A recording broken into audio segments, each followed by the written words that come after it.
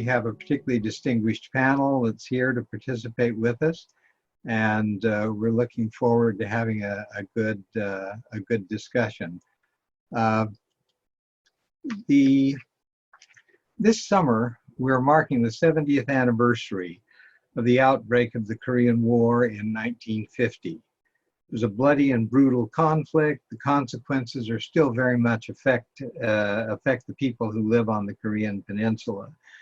The humanitarian consequences during the war were tremendous, but there continue to be humanitarian consequences that we're going to talk about today. And the push up and down the peninsula with armies going in both directions, the tragic consequence was that many families were separated from loved ones. A lot of it happened in the chaos of conflict, and it's been very difficult for families who for the past 70 years have been separated from their loved ones. One of the problems is that these families continue to remain separated. It's been very difficult for them to work out arrangements between North Korea and South Korea, and the primary culprit has been the North Korean government, which has failed to allow contact between its citizens, and particularly citizens of South Korea, or any other place for that matter. And the result is that families that have been divided have largely not been able to see their family, see their loved ones. We have two very distinguished panelists with us today who are going to be talking about this issue. Our first panelist is Soojin Park, who is currently a public policy fellow at the Woodrow Wilson Center's Asia program. Ms. Park was deputy spokesperson for the Ministry of Unification from 2011 to 2016. She attended inter-Korean talks seeking to reopen the Kaesong Industrial Complex and to hold reunions of separated family members at Mount Kumgang. Before joining the Ministry of Unification, Ms. Park was a journalist and a host of a program dealing with diplomatic issues on Arirang television. She holds a bachelor's degree from Yonsei University and a master's degree from Purdue. I will introduce Paul Lee after we've heard from Soojin Park. Why don't you go ahead? Thank you for the kind introduction, Ambassador King. Since you've given us a brief introduction, I'll just give a very brief history, an overview of the family reunions that took place. The divided families are among the many painful legacies left by the division of the Korean Peninsula and the ensuing Korean War that has left an open wound for tens of thousands of Koreans who have not been able to reunite or even find out the whereabouts of their loved ones for the past 70 years. The outbreak of the war in 1950 with a surprise attack from the north prompted many Koreans to flee south in search of a safe haven from the mayhem. And those who fled their hometowns in the north, thinking they would be able to return once the war was over, were never able to do so, with the Iron Curtain only solidifying the division on the Korean Peninsula to this day. Now, with millions of Koreans dislocated in the aftermath of the war and suffering the pangs of family division, addressing this humanitarian issue became extremely important for the government in Seoul. So in 1971, the South Korean Red Cross began fact-finding surveys on divided families. And after over a decade of negotiations with the North, the first ever family reunions materialized in 1985 in the form of exchange hometown group visits between Seoul and Pyongyang.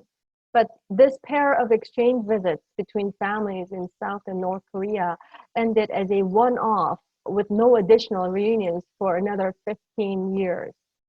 It was only after the first ever Inter-Korean Summit in 2000 and its June 15 North-South Declaration where the two Korean leaders agreed to exchange visits by separated family members and relatives that formally paved the way for reunion programs to resume and be held on a regular basis. And as many as 5 reunions were held every year from 2000 to 2007, during the Sunshine Policy era of President Kim Dae-jung and his successor, President Roh Moo-hyun. But frequency of reunions dropped notably over the next decade, with deteriorating inter-Korean relations during conservative governments in Seoul. Only 2 rounds of family reunions were held during President Lee Myung-bak and Park Geun-hye's administrations, respectively, in 2009, 2010, and a hiatus of 4 years until 2014 and 2015. And the latest round of family reunions took place in the summer of 2018 after the April 2018 Panmunjom Declaration of the Inter-Korean Summit between South Korean President Moon Jae-in and North Korean Chairman Kim Jong-un. So far, a total of 21 in-person family reunions and 7 video reunions have taken place over the past 20 years, which is far too few to accommodate all the applicants seeking a chance to see their loved ones within their lifetime. Now, the procedures and statistics the Korean National Red Cross, in cooperation with the Ministry of Unification, runs the integrated information system for separated families and manages the reunions. Of the more than 133,000 applicants registered in that system, over 82,000 have already passed away, with the number of survivors standing at about 51,000 as of the end of June this year. In other words, over 60% of the divided families have already passed, and those remaining are also fast running out of time. In fact, over 85% of the survivors are over the age of 70, and those older than 90 years old account for more than a quarter of the total. So they've adopted a family selection process, which is a computer-based lottery that places priority on the elderly and those in search of immediate family members like parents, children, and siblings.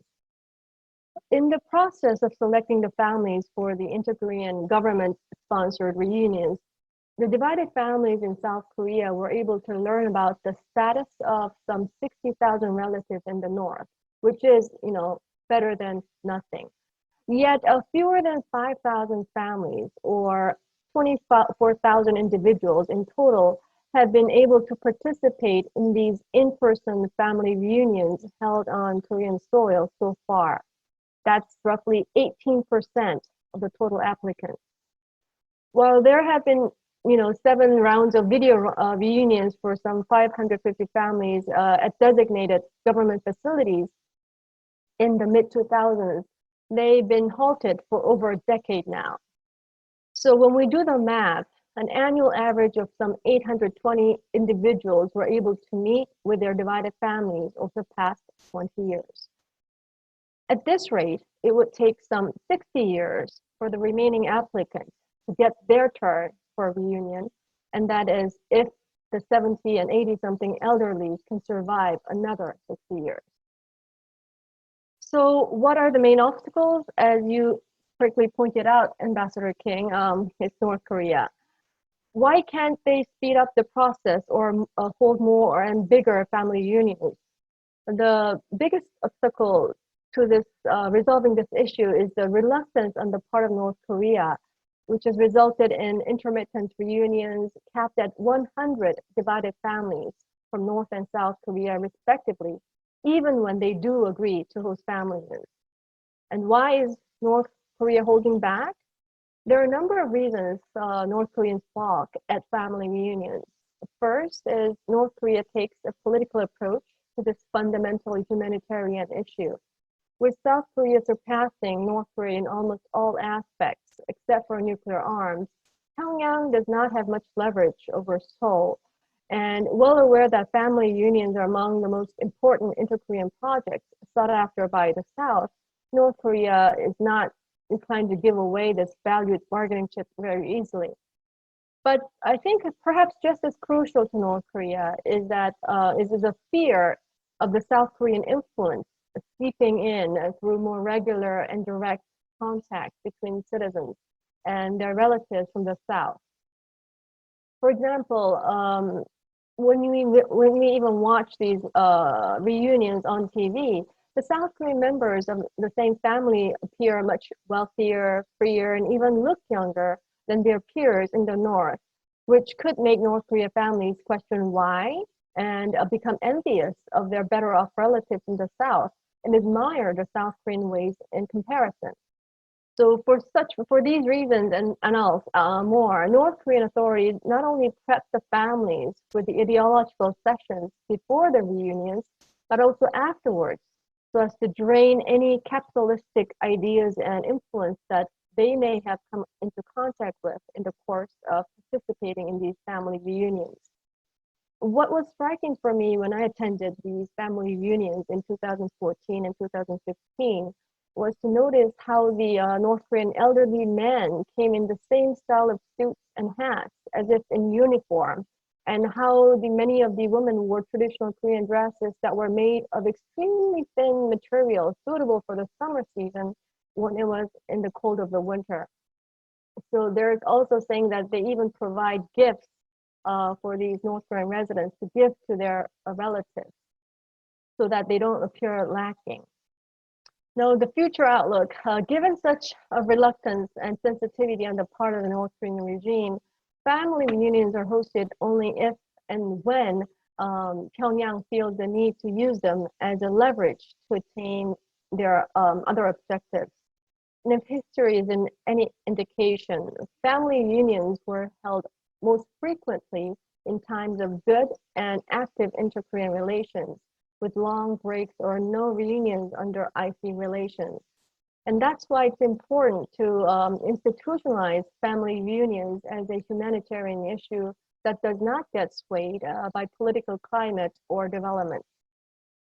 Yet, despite the agreement reached during the two inter-Korean summits held in 2018, to continue family reunions and to restore the family reunion center built in Mount Kumgang Resort, execution seems much, much harder in reality, especially when inter-Korean relations are heavily linked to nuclear negotiations and geopolitical conflict of interest in the region. As North Korea has either ignored or refused to resolve this mutual humanitarian issue since the aborted nuclear negotiations with US President Trump in Hanoi in 2019, Seoul's Ministry of Unification earlier this year announced new ways to help the divided families seek private reunions directly with their relatives in the North. That is, by allowing and promoting private family reunions in the form of private tours to the North, Mount Kumgang or Kaesong. But with North Korea closing off its borders at the outbreak of the COVID-19 and only further aggravating the inter-Korean relations through its aggressive rhetoric and action, most recently demonstrated in the explosion of the symbolic North-South Joint Liaison Office in Kaesong, it's really hard to see Pyongyang becoming forthcoming on this humanitarian issue of family reunions in the near future. Well, I don't want to end on a gloomy note, but I would love to see North Korea make a turnaround, but I'll stop here. We don't want you to end on a gloomy note, but I'm not sure there's much more happiness that we can come up with. Our second panelist is Paul Lee, who's currently Program Assistant for Youth Programs at the U.S. Institute for Peace here in Washington. Previously, he worked in the China and North Korea program at the Institute for Peace, and he's been a junior fellow at the Asia program of the Carnegie Endowment. In addition to his professional activity, Paul is also the president of Divided Families USA, an NGO non-government organization that focuses on advocating for Korean Americans who are unable to meet with their relatives in the North. He also co-produces the Divided Family podcast, which gives an opportunity for separated families to tell their stories. Paul's a graduate of Yale, and we're delighted to have him here. When we finish the conversation, when Paul's had an opportunity to make his presentation. We'll have an opportunity for members of the audience to ask questions. If you'd like to ask questions, please use the Q&A function that you find at the bottom of the screen, and we'll be happy to include you in the conversation. Paul, we're looking forward to your comments. Thank you so much, Ambassador King, and to Soojin. It's really an honor to be on this panel with both of you who have been really a living part of this history. And I'm especially grateful to both of you for reviewing and providing feedback on an issue brief that I wrote on the issue of Korean American divided families for the National Committee on North Korea, which I hope can serve as a useful resource on this topic. I just want to preface my remarks by saying that my remarks and what I'm going to say doesn't reflect that of the U.S. Institute of Peace or the U.S. government or any other government.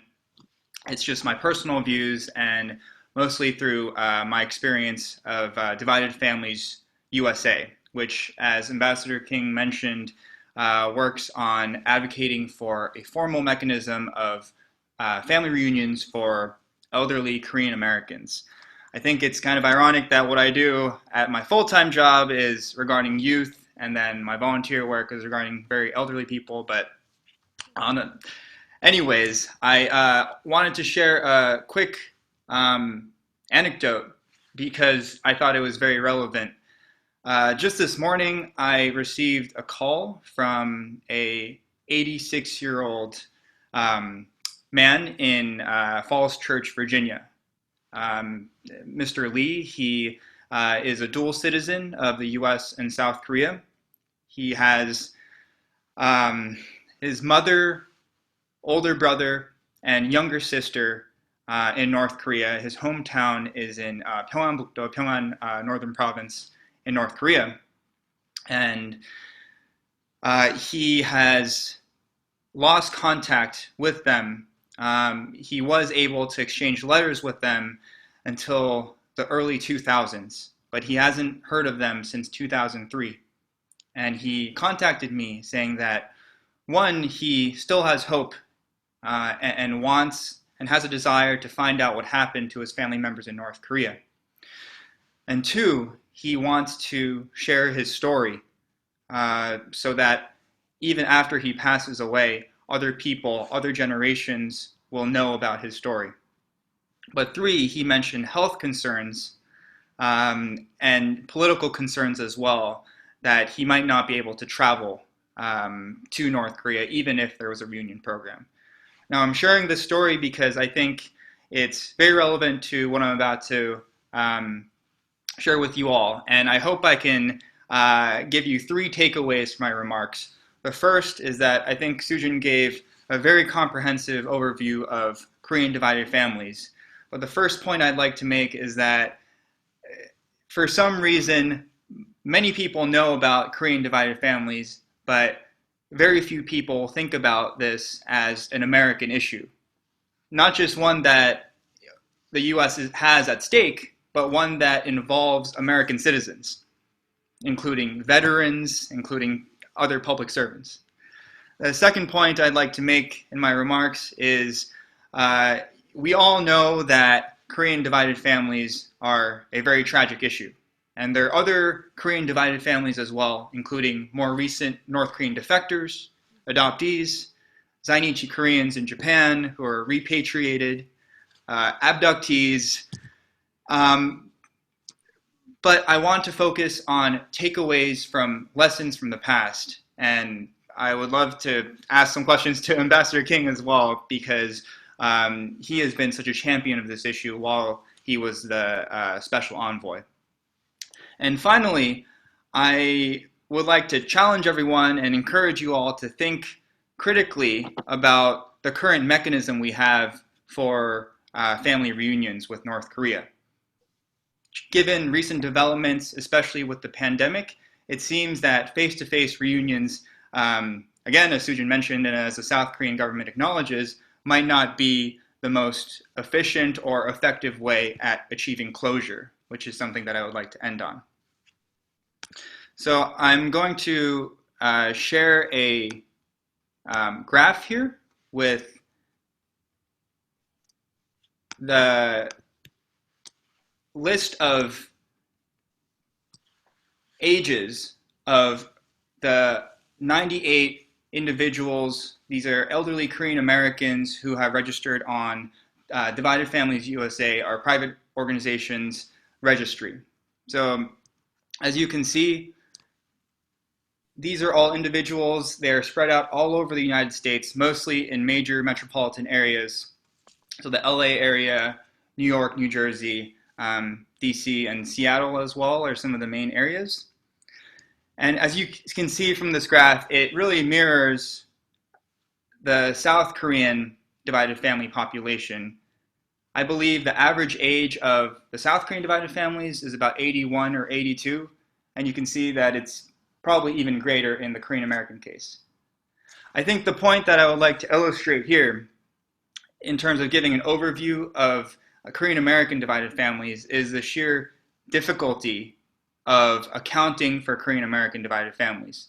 So unlike South Korea, which keeps very robust statistics through the Ministry of Unification on both the ages, on the whereabouts, on both formal and informal reunion efforts, there's close to no information about Korean American divided families.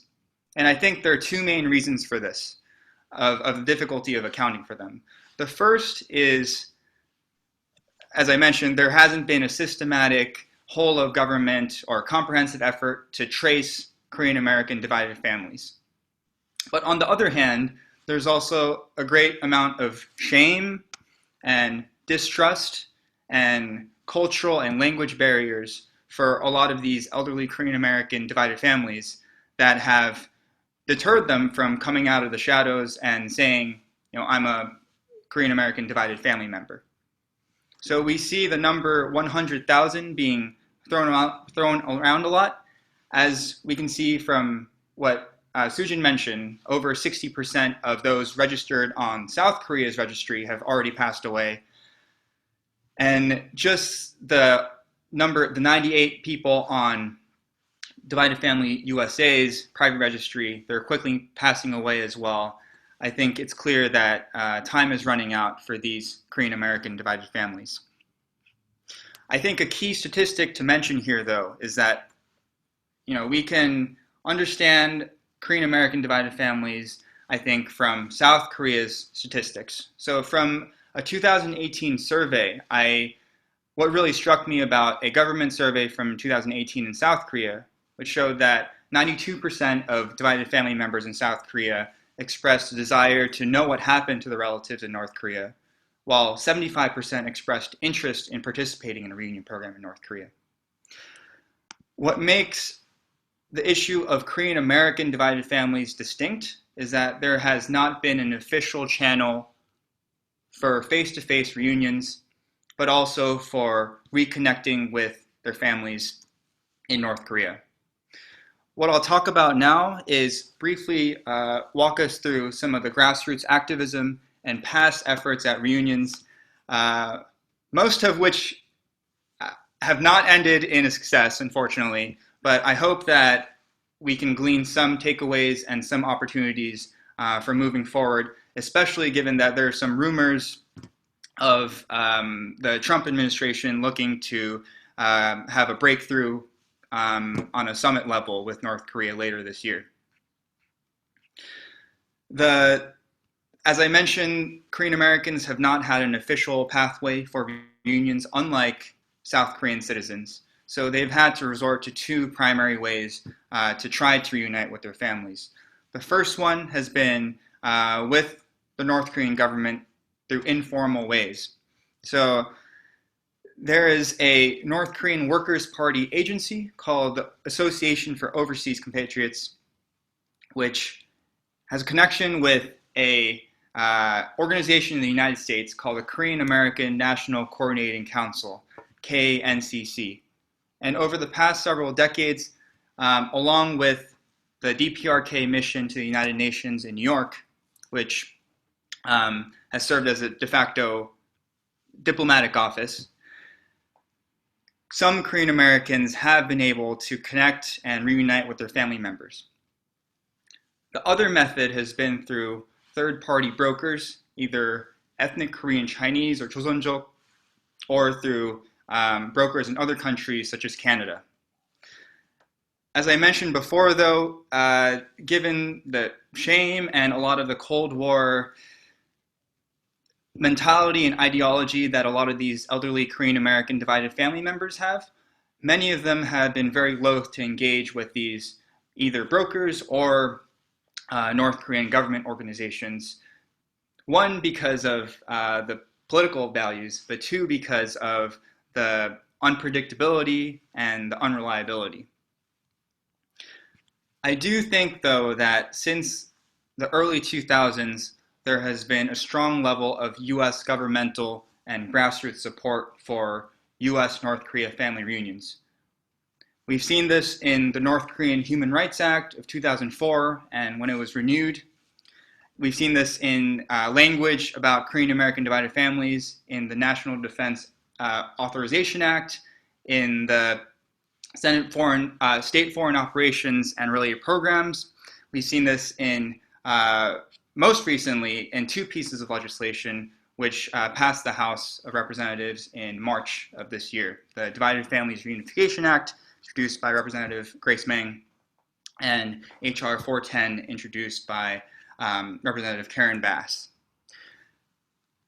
I do want to point out, though, that the Divided Families Reunification Act, which directs the US government to work with the South Korean government on including Korean Americans reunions, and directs the Special Envoy for North Korean Human Rights to report on this issue. This position, unfortunately, has been vacant since Ambassador King was in the position, so your presence is sorely missed.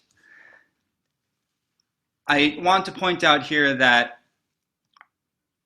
both, I think Soojin correctly pointed out that the North Korean government has been a primary challenge, presented obstacles in making reunions a reality, but North Korean governments and the officials have expressed interest in the past. It's just that the two sides have rarely aligned at the same time. Perhaps Ambassador King would know because you were intimately involved in these negotiations while you were in the position, but there were instances such as in 2011 when the two sides were very close to making reunions a reality. But again, the issue with US North Korea family reunions is that there is also a lack of a reliable interlocutor. For example, the American Red Cross has been an organization that has been expressed interest in helping, but they don't have the budget or the resources or the mandate to really serve as a reliable interlocutor for family reunions. The last thing I would like to say is 70 years after the outbreak of the Korean War, what can we do now? And it's almost a given that we think that reuniting these families is something that we must do. But in some ways, I would just like to push back on this fact a little bit because there have been studies, particularly by one scholar named James Foley, who has written an English language book on Korea's divided families, that this system of one-off, one-time reunions with minders from North Korea, with cameras from the media flashing everywhere from several different countries, might actually be counterproductive in achieving closure for divided families. So especially given the health risk concerned with face-to-face reunions, I want to keep pushing forward the government-to-government mechanisms of reunions. But I also want to encourage all the listeners here, I think, who come from various sectors, to think creatively about what we can do to provide closure for these divided families. And I think no matter what field you're in, from foreign policy to grassroots activism to the media, I think there's plenty of things that we can do to support these divided families, including studies of accounting for Korean American divided families, recording their stories in creative ways, and actually disseminating or sharing their information through radio programs or through other means to reach their relatives in North Korea. So I'm looking forward to the questions and the rest of the discussion. Thanks very much to both of our panelists. Again, I'd like to remind the audience that if you have questions that you'd like to pose to these two very well-informed people, they're more than happy to tackle some of your questions. One question that I'd like to ask, we've talked about this being an issue of the elderly, and it's a rapidly declining problem because these people are elderly, they're dying, they're not able to travel.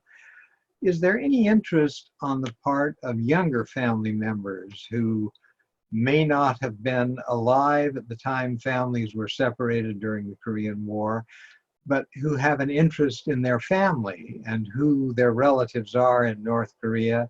And I would assume that some of those in North Korea would be interested to know what has happened to their families in South Korea. Is there any interest or any indication of including second generation members of divided families in meetings? Well, I'll take that answer from the South Korean perspective.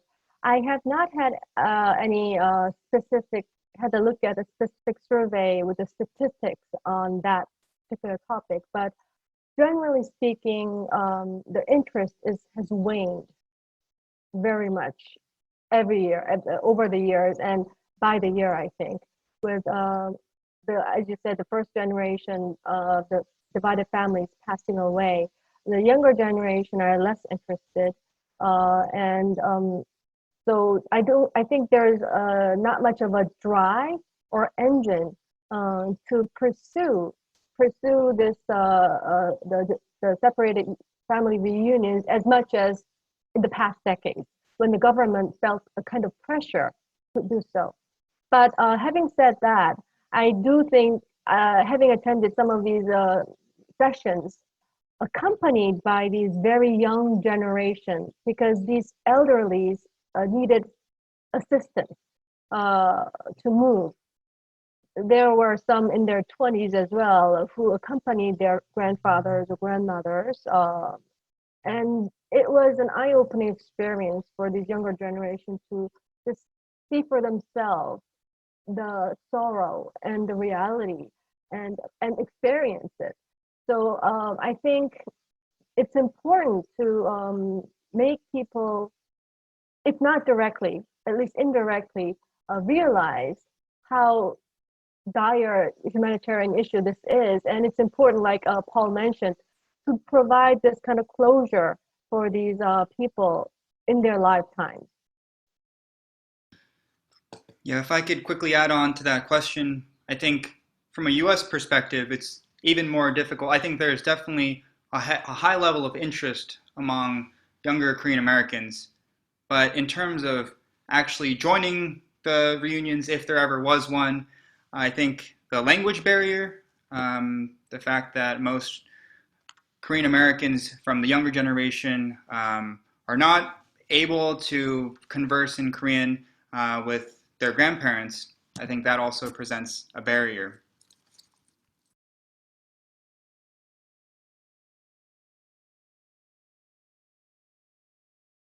There are a couple of questions from some of our audience that I'd like to pose. Maybe we can look at some of those.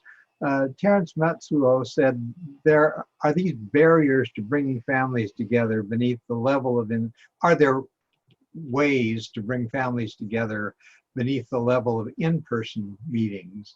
How integrated is North Korea in the international postal system? While there are security concerns, would a Korean Peninsula white pages be helpful in promoting communication between families separated by the DMZ? Does one of you want to comment on that? Yeah, maybe I'm too young to know what familiar with the white pages, but I do, the divided family member that I mentioned that I spoke to this morning, Mr. Lee, he had mentioned that he was just able to send cards, letters to North Korea until the early 2000s. And I guess he just stamped it in international mail, and it was allowed to reach North Korea. I guess I'm not sure if the ban on restriction on U.S. passports into actually traveling to North Korea since September 2017 has something to do with mail, but I think he made it clear that now it's very difficult for him, for members of civil society, to actually send mail from the U.S. into North Korea.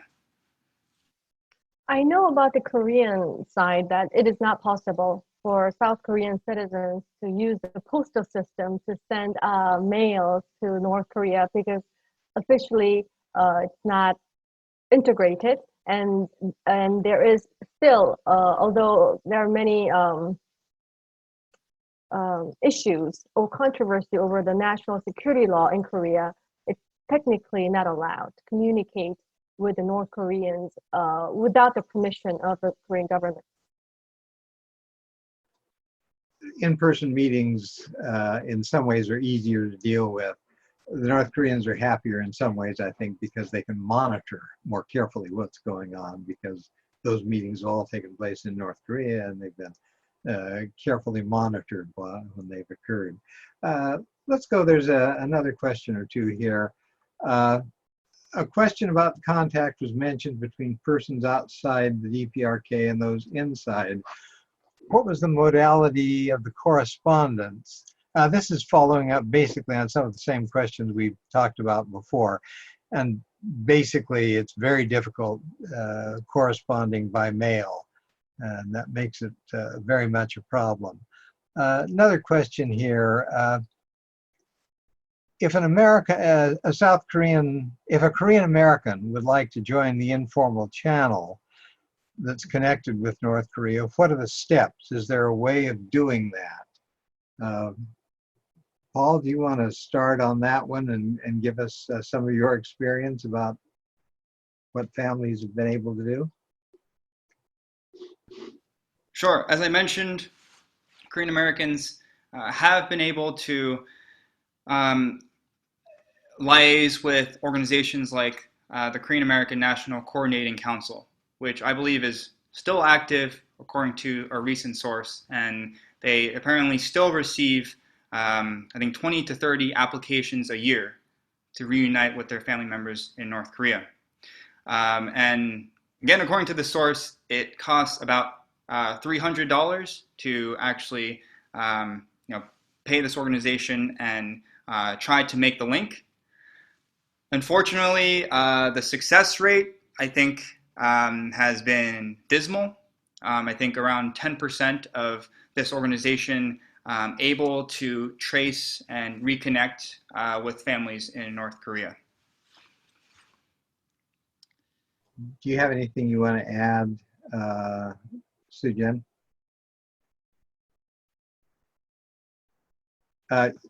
Flip on your mute, or flip off the mute. Oh, I think I don't really have much to say on the Korean American trying to because I don't have as much knowledge on that part. Yeah. Thanks. Alexa Student asks, my question is simple. During the pandemic, is it not imperative for us to work collectively to have the UN highlight the need for global humanitarian overtures to North Korea, beginning with provisions of PPEs and COVID-related materials, and then heading to face-to-face meetings for those who would like to meet both from South and from the US? What might be the best group at the UN or private group to help facilitate this?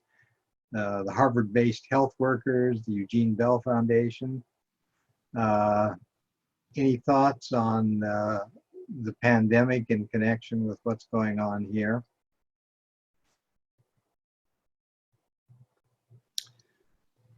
Yeah, Professor Denon, I totally agree. I think more should be done. I'm wondering as well about the best third-party organization to facilitate this kind of exchange or humanitarian support, because what I've noticed is that divided families, family reunions, oftentimes the North Korea watchers in camp are split into the engagement camp and the sanctions or human rights camp. But in my experience, family reunions should be just a total human issue that shouldn't be swayed by politics. The Eugene Bell Foundation, through a subset of the organization called the Hemsworthy Project, did work on this issue of divided families in the 2000s, but I believe they're not so active anymore. And the special rapporteur, the current special rapporteur for North Korean human rights, Tomas Quintana, he has also expressed strong interest in the divided families issue and has met with Korean American divided families last year. But in terms of actually being able to facilitate the reunions, same thing with the American Red Cross and the International Committee of the Red Cross. I think it will really take a green light or a strong showing of initiative from the US government for NGOs and other organizations to really hop on and do substantial work in facilitating these reunions.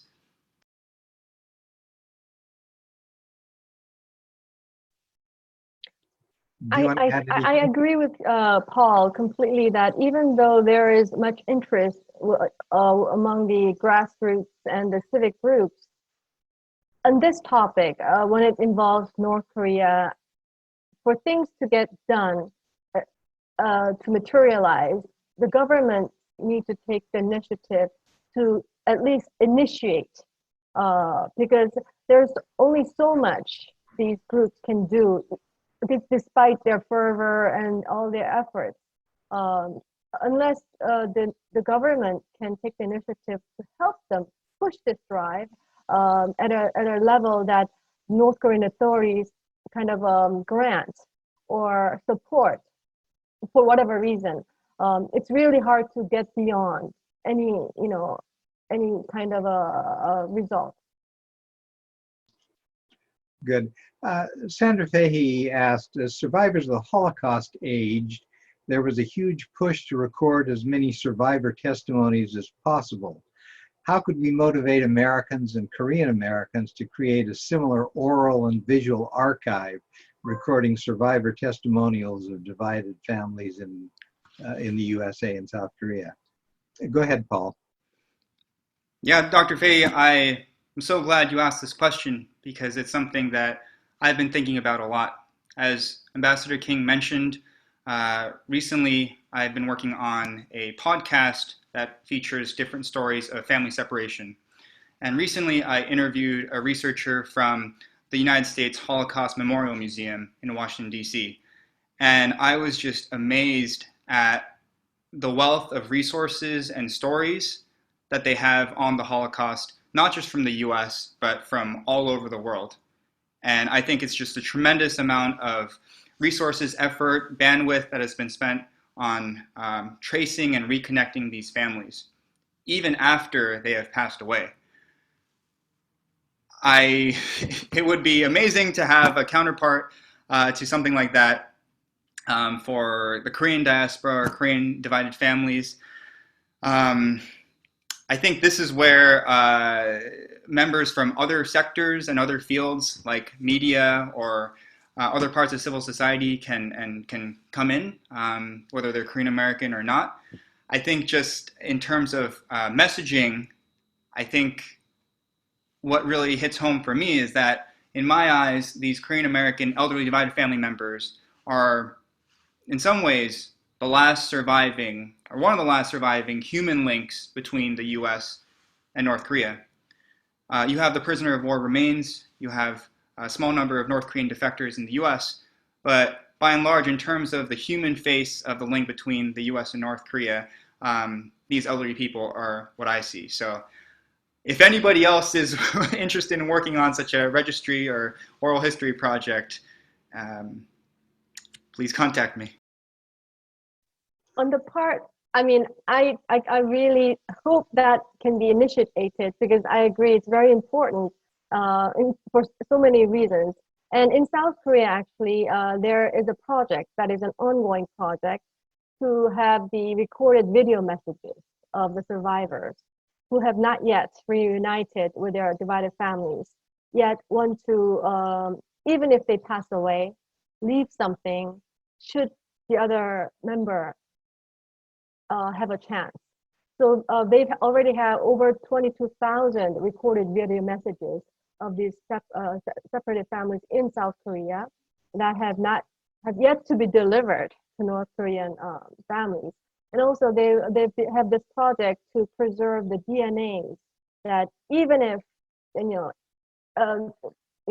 like the Holocaust, the project, for our the people to remember this history, and also the descendants to locate their family tree. Very good. One of the things that helped with the collection of Holocaust survivor testimonies was a very active effort by Steven Spielberg, who created the Shoah Foundation, was heavily involved in an effort to gather these kind of testimonies. And they produced a very interesting film, The Last Days, which focused on stories of a series of Hungarian Holocaust survivors. And they interviewed them fairly extensively and produced an extremely good one of the Oscar awards for documentaries the year it was produced. What we need to do is find some of these brilliant South Korean media people to focus on this issue and see if we can't do the same thing there. Diana Lee Dugan would like to ask a question. Diana, do you want to give us your question? Is there a way that we can get you on the screen?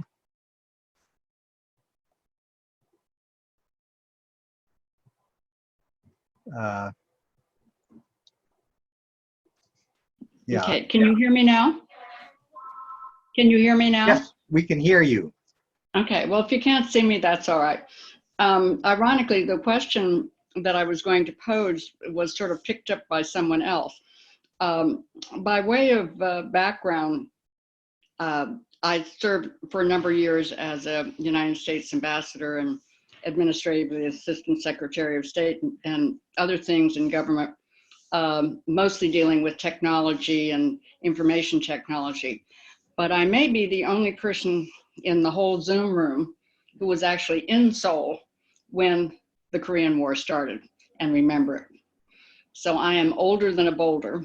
And in fact, I have the honor of being an honorary Korean citizen, not for anything that I did, but because of work my family did on behalf of Korea during the Japanese occupation, including my grandfather drafting the constitution for the government in exile that was in Shanghai and LA. So I have a very deep attachment to it. But I would really wanted to pick up on, well, what can we do now that instead of trying to make what may not happen, I was curious that I had thought about something like a story corps, and it sounds like there is a bit of one in South Korea. And I think there's also another factor here, and that is in general, and I have not been back to Korea in a number of years, but I know it's not the Korea I grew up in. And the next generation in many countries have lost their interest and respect, much less understanding of their parents, much less grandparents. So I guess I would encourage, in fact, I would be very happy to learn more about it and be helpful in something that would start systematically with some Korean Americans and who are still alive, and start with ones that are older, and have an actual more formalized program that also can be appreciated in the South as well, and be able to at least not lose the perspective that so many of these people have. And unfortunately, like you, many of the older Koreans I knew and loved and respected are long dead now. But I really would encourage to try and do that. I will not facetiously say and get balloons and pass these stories or videos on to the North for obvious reasons. But if you don't do something, regardless of the barriers, and do it more expeditiously now. I have a good Korean friend whose family is from North Korea, who was my brother's best friend before the war in school, and he's doing a autobiography on his family in North Korea. And he's found amazing things. And I don't know how much and how he's been able to do a lot of piecing that together. But anyway, I just leave you more with a message rather than a question.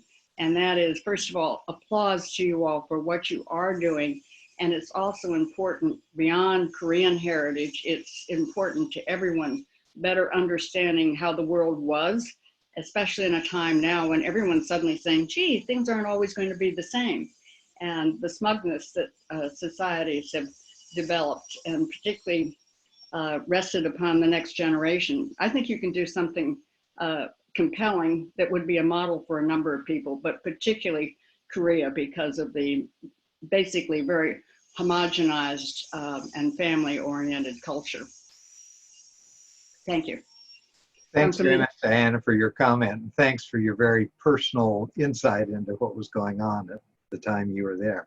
The last question that we have from one of the attendees says, which factor do you think has the greater responsibility for the postponed reunion of the divided families?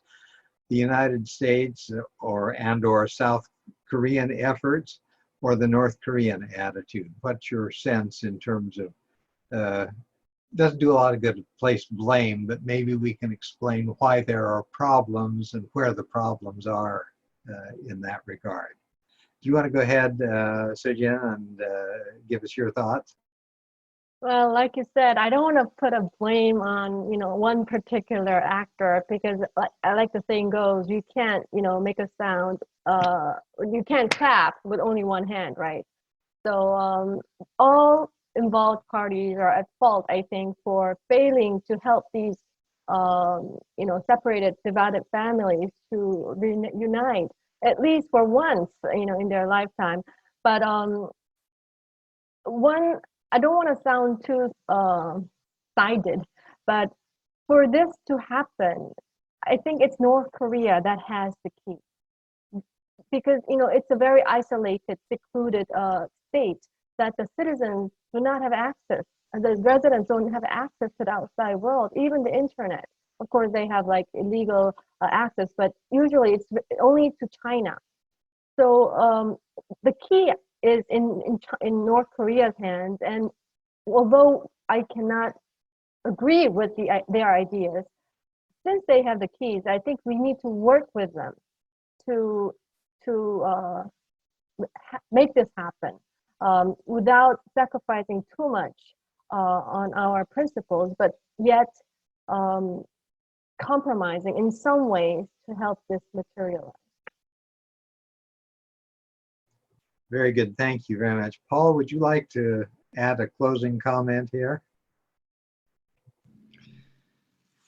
Yeah, I think what I would like to close with as well is that this divided families and family reunions are in theory something that, in principle, something that the North Korean government supports as well. And there shouldn't be, in diplomatic terms, family reunion should be the low-hanging fruit, because there's, in my eyes, these elderly divided families shouldn't pose a risk for defection or for any other political or physical threat to the legitimacy or the stability of the North Korean government. So I think, I don't want to point fingers as well, but I would say that to continue to push this issue forward with the North Korean government and with North Korean officials, and show them that, this is a way that the North Korean government can demonstrate to the international community to build trust, to show that, maybe in a small way, they do care about their own people. So I think that's how I would phrase this issue. And again, I think the North Korean government too knows that time is running out, and I don't even know if in 10 years many of these divided family members, either in South Korea or the US, probably the number is much fewer in North Korea, will even be alive.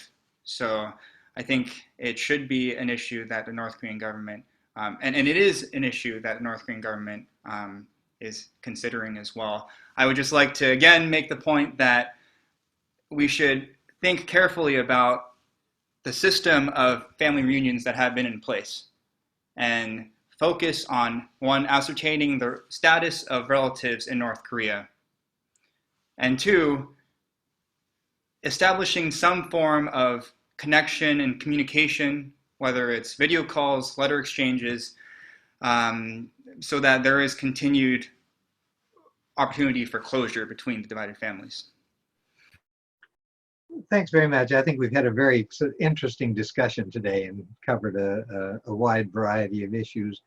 It's a complicated one, and the difficulty that strikes me is that both the United States and the South Korean governments are primarily engaged in trying to arrange for families to get together because of the humanitarian interest and concern on the part of their citizens.